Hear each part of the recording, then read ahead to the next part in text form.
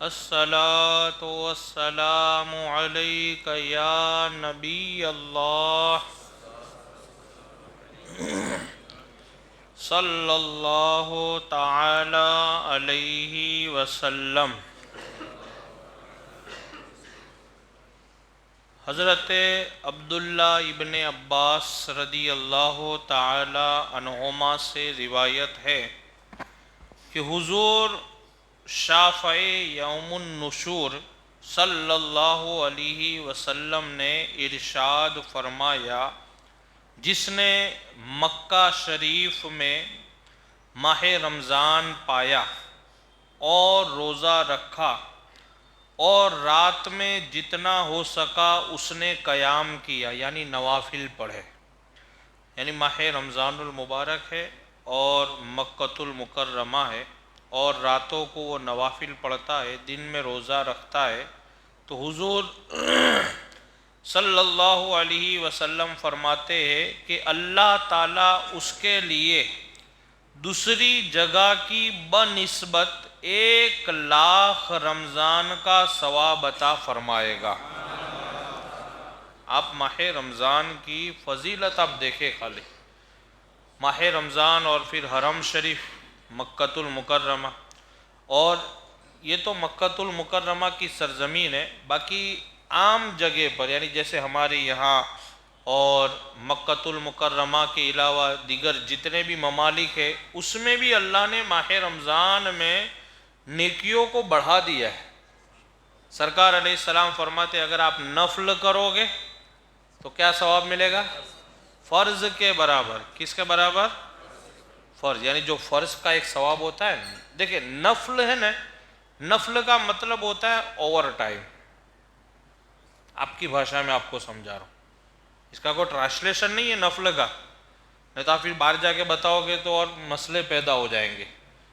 एक आपको समझाने के लिए कि भाई जैसे हमने मगरिब की नमाज़ पढ़ी, मगरिब के बाद 2 रकात सुन्नत मौक़ूदा जो वो पढ़ी, फिर 2 रकात नफल, उसके बाद जो हम दूसरी नवाफिल पढ़ेंगे वो हमारे नाम आमाल में एक्स्ट्रा सवाब का काम करेंगे, और वो करना चाहिए।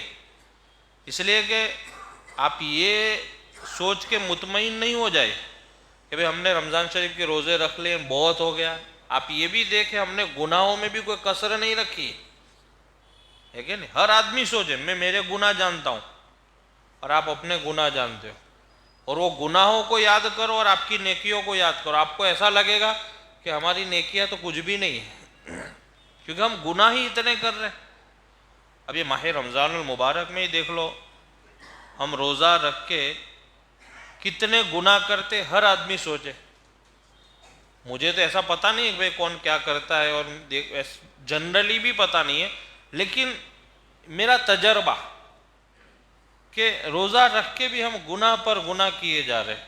हालांकि रोज़े का मतलब तो ये होता है कि इंसान खाने पीने से रुकने के साथ साथ अपने पूरे शरीर को हर गुनाह से पाक कर ले, और अल्लाह ने इसलिए तो 30 दिन अता किए ताकि बंदा अपने तमाम गुनाहों से पाक हो जाए।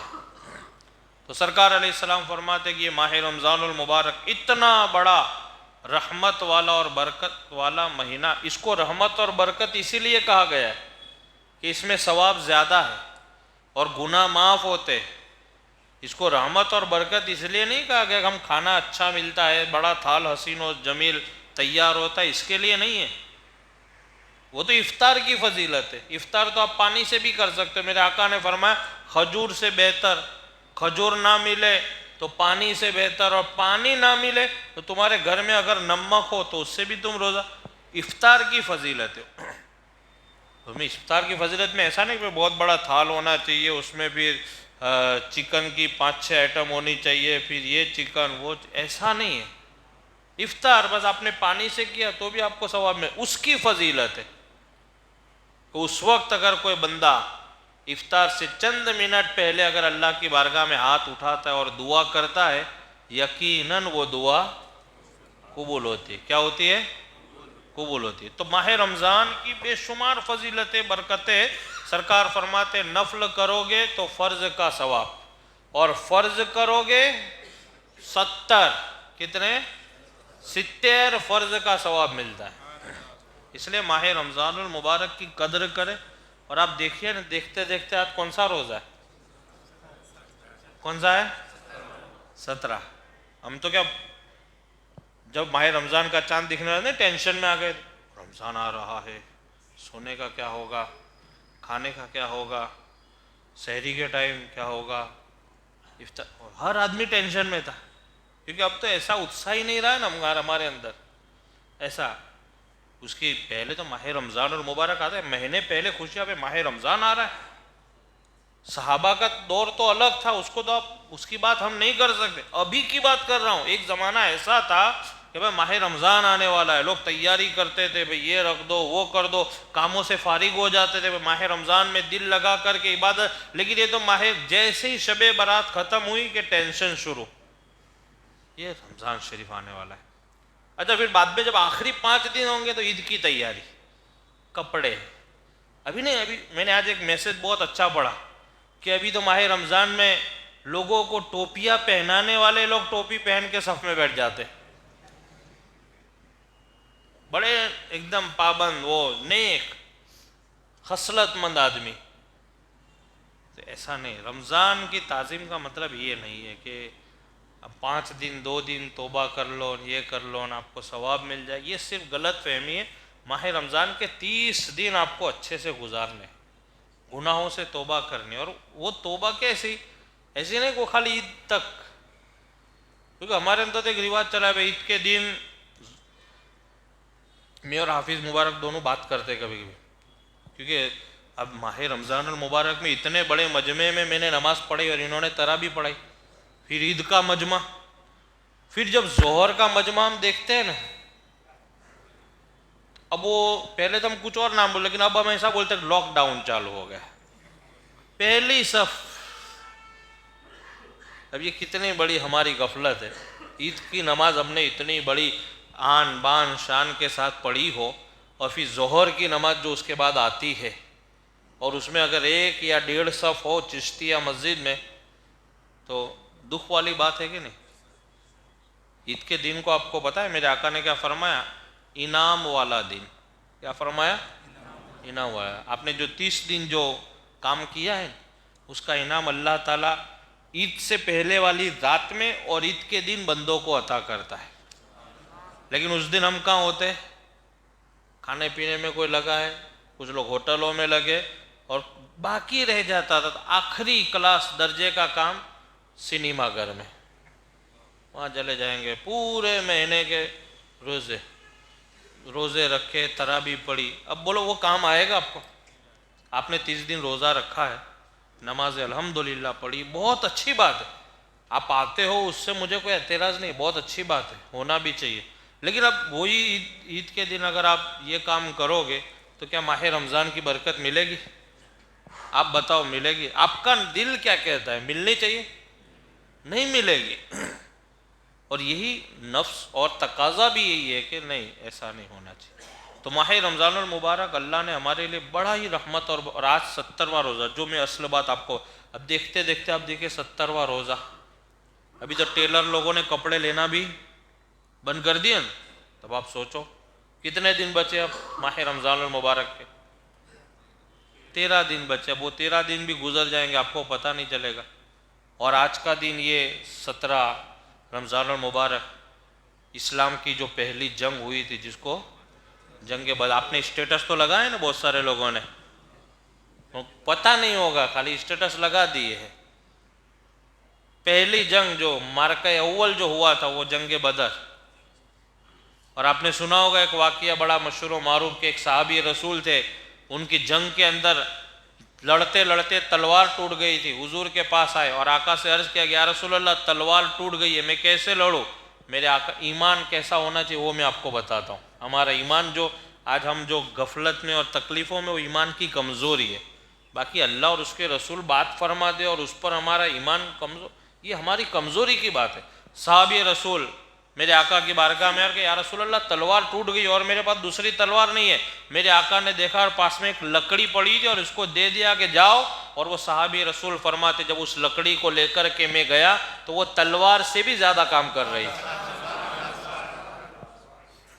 हज़रत उक्काशा रदी अल्लाह ताला अन्हु। कौन थे वो सहाबी रसूल? हजरत उक्काशा रदी अल्लाह ताला, जिन्होंने जंगे बदर के अंदर तलवार टूट जाने के बाद हुजूर ने उन्हें लकड़ी अता। अब हम और आप अगर कोई तो कह दे भाई ये लेके नहीं गया, लकड़ी कहाँ, अभी तक तलवार थी ना अब लकड़ी। ये ईमान की कमज़ोरी। मा आता कुमुर रसूल फ़ख़ुज़ू वमा नहाकुम अन्हु फ़ंतहू। अल्लाह फरमाता है तुम्हें मेरा रसूल जो दे वो ले लो और जिससे मना करे उससे रुक जाओ। इसका नाम ईमान है। तो माह रमज़ान में जंग बदर के बहुत सारे सरकार के मौजेज़ात है। आपका ईमान था। हज़रत कतादा रज़ी अल्लाह ताला जो सहाबी रसूल थे, उनकी आँख निकल गई थी।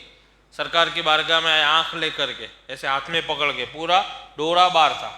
हुजूर की बारगाह में आए कि या रसूल अल्लाह मुझे तो आँख चाहिए। क्या कहा उन्होंने? ऐसा नहीं कहा कि या रसूल अल्लाह क्या इसका कोई रास्ता है, इसका इलाज हो सकता है? नहीं, या रसूल अल्लाह मुझे आँख चाहिए। उनका ईमान था कि ये बारगाह वो बारगाह है जहाँ मिलेगा ही मिलेगा। तो कहते या रसूल अल्लाह मुझे तो आँख चाहिए। मेरे आका ने फरमाया कि ठीक है, ऐ कतादा तुम्हें आँख चाहिए कि जन्नत चाहिए?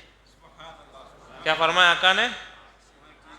आँख चाहिए कि जन्नत चाहिए। तो सहाबी रसूल भी, अब सहाबी रसूल थे, मेरे आका की महफिल में बैठने वाले, वो कैसे होंगे? तो वो जानते थे, मिजाज मुस्तफ़ा को अच्छी तरह जानते थे कि ये बारगाह वो बारगाह है जहाँ से कभी मांगने वाला खाली लौटाया नहीं जाता है। जब उनके गदा भर देते हैं शाहान ज़माना की जोली, मोहताज का जब ही आलम है तो मुख्तार का आलम क्या हो। जब अताए रसूल की बारगाह में जाने वाला कभी मायूस नहीं लौटता है। ये तो ज़ाते रसूल की बात। हज़रत अबू कतादा कहते या रसूल अल्लाह सल्लल्लाहु, फौरन जवाब दिया या रसूल अल्लाह मैंने तो सिर्फ आँख मांगी थी। क्या कहते सहाबी रसूल? या रसूल अल्लाह मैंने तो सिर्फ आँख मांगी थी और जन्नत की बात तो आपने की है।